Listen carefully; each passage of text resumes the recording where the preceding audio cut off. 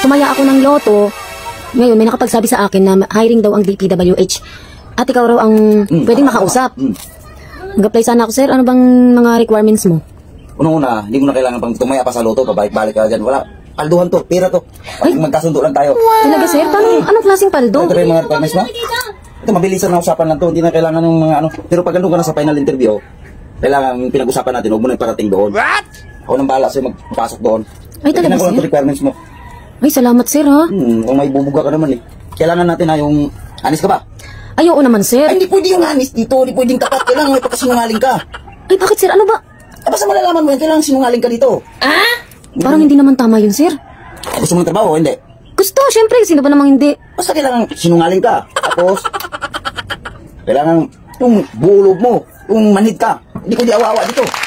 Yung parang buhaya yung dating. Pag buhaya yung ano mo.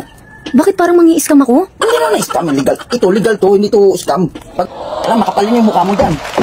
Bakit kailangan makapalang mukha? Kasama ngayon makapal ang mukha mo. Yung sinungaling ka, makapal ang mukha. Yun ang pinakapunan dito. Tapos yung pinakakauli yung pagka-artistahin mo. Kaya magaling kang magdrama doon. Eh, pagdating ng magkabukuhan, eh, kailangan magaling ka. Ingat mare, marunong ka iyak-iyak ka. Kailangan magpaiyak-iyak ka doon.